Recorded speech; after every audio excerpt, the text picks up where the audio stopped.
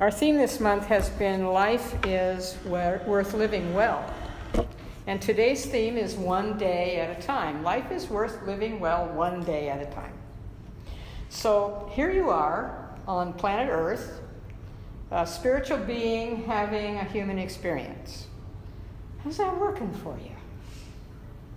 There's an old saying that anything worth doing is worth doing well. And I would add to that, any life worth living is worth living well. So here's a Frank and Ernest take on that from the Frank and Ernest cartoon. Frank says to Ernest, "There's so many things I could be doing that when I procrastinate, I'm actually multitasking." Well, I thought it was funny. It struck me funny. So when we talk about one day at a time, for some of us that may translate to one moment at a time, one task at a time, or who knows? Like you can fill in your own blank where that's concerned.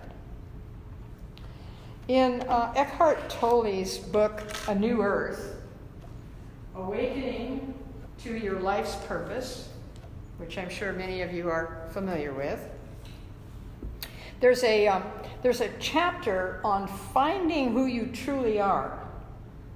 And in it, he talks mostly about one day at a time.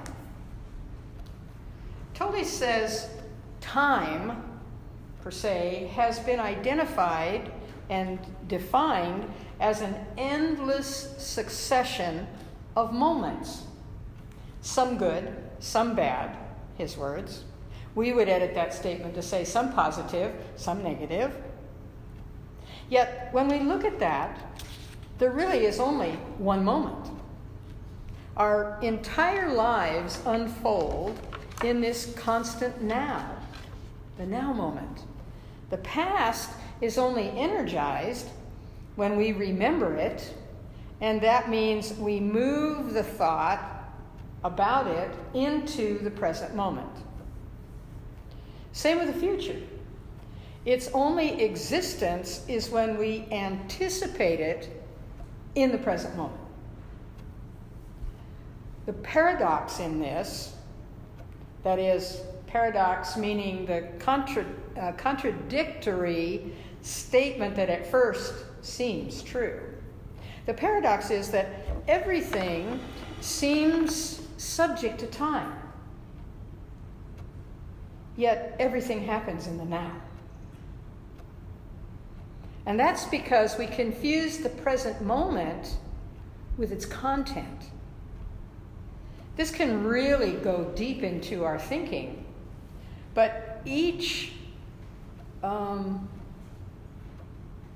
let me get back here for a minute. This can really go deep into our thinking when we choose for it to do so. However, the cliff notes on it, everybody remember cliff notes from your college days? Yeah. The cliff notes on this are that every individual's present moment is unique in its content. So we're all in the same present moment, but each with our own individualized content. I spent some time mulling that over, what I like to call pondering. I pondered that. And I realized that that's another description of divine intelligence expressing itself in the creative process. We are all in the now, and each one of us is individualized and unique in that moment. Isn't that just the most amazing thing? I mean, no wonder so many are challenged in understanding that, because that's operating in two different levels of thought. And yet, in order to preserve our own selfness, we are constantly challenged to honor that realization in others as well as in ourselves. Tolle defines time, past and future, as that in which the false mind-made self, which he calls the ego, lives on, and that it exists only in that mind. In fact, that's really the explanation or the definition of ego, the I. The I.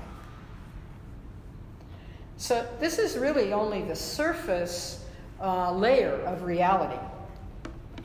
Indispensable for practical purposes, perhaps, but the greatest hindrance to knowing ourselves. In all probability, Tolle says, one of the most annoying things you've heard said over the years is, "We have all the time there is." Or more annoying yet, "You have all the time there is." And Tolle differentiates between what he calls clock time, you know this one? Clock time. And psychological time. The first, clock time, he defines as keeping appointments, traveling on public conveyances, utilizing vendors who have service hours, those things that are practical in the functional world. And those are, incidentally, accessible to us only through the portal of the present moment. The second he talks about, he calls psychological time, which is, as he defines, the egoic mind's endless preoccupation with past and future. Its unwillingness to be one with life by living in alignment with the present moment. Alignment with the present moment. Like smelling the fragrance of a lovely flower in the now moment. Like feeling the touch of a gentle breeze in the now moment. Like watching the sunset or the sunrise. Nothing is more in the now moment than those two things. Like listening to birds sing out of their pure joy of singing. Tolle uses that word egoic, E-G-O-I-C, frequently. He uses it to describe our reactiveness to the form around us. And the more entangled we become in it, he says, it's because we are enmeshed in it. We're invested in it. We think that's the reality. And he says it demonstrates as resistance. Oh my, the R word. It demonstrates as resistance, like a barrier that separates us from who we are beyond form, one with life. So it's not about losing our own unique selfness. It's about releasing the practice of defining who we are by what is around us rather than by what is within us. The former he calls horizontal time. That's defining who we are by what is around us.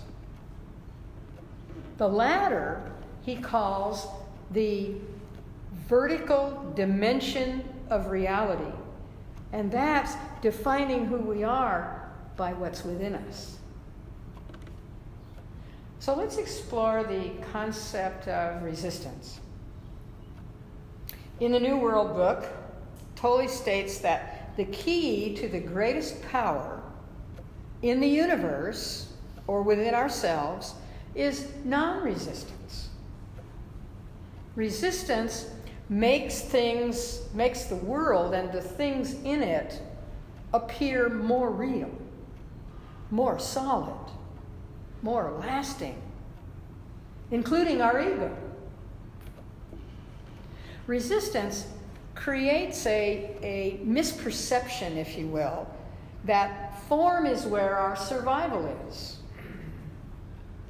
But these forms in life, like things, like events, like situations, emotions, ambitions, fear, drama, they're all fleeting and often short-lived. Most of us live in this seeming reality, but some of us have learned to move beyond that and to develop new skills, new knowledge that are more life-enhancing and not time-bound by being who we are, fully present in the now. Seeming dichotomy, isn't it? And yet, when you begin to really think on it, go deep, it actually makes all the sense in the world. I found it interesting that in The Science of Mind text by Holmes, there are only 5 references in all of those pages, only 5 references to resistance.